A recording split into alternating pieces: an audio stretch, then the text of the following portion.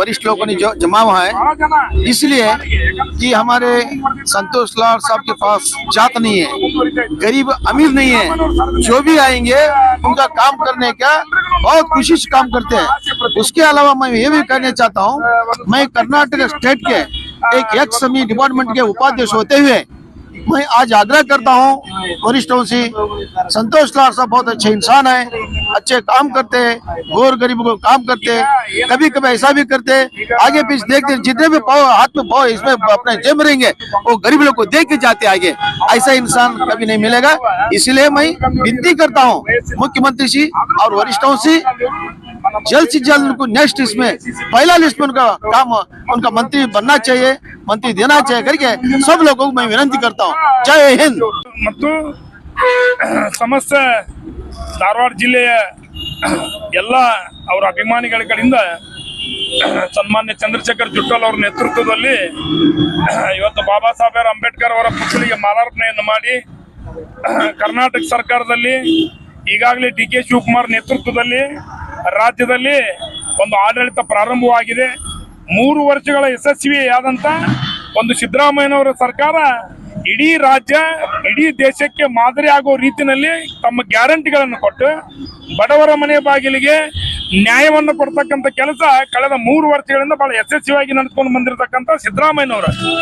ಅವರ ಹಾದಿಯಲ್ಲಿ ಅವರ ಮಾರ್ಗದರ್ಶನದಲ್ಲಿ ಅವರ ಒಂದು ನೇತೃತ್ವದಲ್ಲಿ ಇವತ್ತು ಕೇಂದ್ರದ ರಾಹುಲ್ ಗಾಂಧಿ ಅವರು ಇರ್ಬೋದು, ಸುರ್ಜಿವಾಲಾ ಅವರು ಇರ್ಬೋದು, ಮತ್ತು ವೇಣುಗೋಪಾಲ್ ಅವರು ಇರ್ಬೋದು, ಮಲ್ಲಿಕಾರ್ಜುನ್ ಖರ್ಗೆ ಅವರು ಇರ್ಬೋದು, ಈ ರೀತಿ ಕೇಂದ್ರದ ಕಾಂಗ್ರೆಸ್ ವರಿಷ್ಠರ ನೇತೃತ್ವದಲ್ಲಿ ಈಗಾಗಲೇ 10 ರಿಂದ 13 ಸಚಿವರು ಇವತ್ತು ಪ್ರಮಾಣ ವಚನವನ್ನು ತೆಗೆದುಕೊಂಡಿದ್ದಾರೆ। ಇನ್ನು 2ನೇ ಪಟ್ಟಿ ಇನ್ನು 23-24 ಸಚಿವರು ಆಗ್ತಕ್ಕಂಥ ಸಂದರ್ಭದಲ್ಲಿ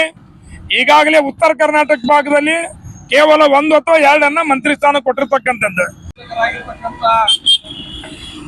ಶ್ರೀ ಸಂತೋಷ್ ಲಾಲ್ ಸಾಹೇಬರಿಗೆ ಸಚಿವ ಸ್ಥಾನವನ್ನು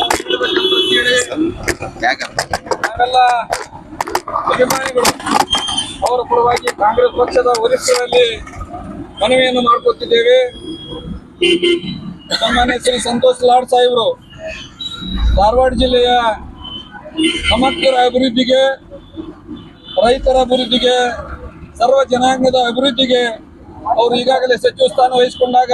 ಸಾಕಷ್ಟು ಕೆಲಸಗಳನ್ನು ಮಾಡಿದ್ದಾರೆ। ಅದೇ ರೀತಿಯಾಗಿ ಮುಂಬರುವ ಸಂಪುಟ ವಿಸ್ತರಣೆಯಲ್ಲಿ ಸನ್ಮಾನ್ಯ ಶ್ರೀ ಸಂತೋಷ್ ಲಾಡ್ ಸಾಹೇಬರಿಗೆ ಸಚಿವ ಸ್ಥಾನವನ್ನು ನೀಡುವುದರ ಮುಖಾಂತರ ಪುನಃ ಇನ್ನೊಮ್ಮೆ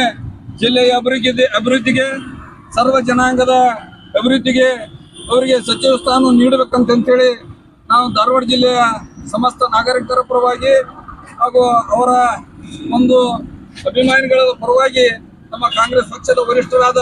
ಸನ್ಮಾನ್ಯ ಶ್ರೀ ಮಲ್ಲಿಕಾರ್ಜುನ್ ಖರ್ಗೆ ಸಾಹೇಬರಲ್ಲಿ, ಸನ್ಮಾನ್ಯ ಶ್ರೀ ರಾಹುಲ್ ಗಾಂಧೀಜಿ ಅವರಲ್ಲಿ,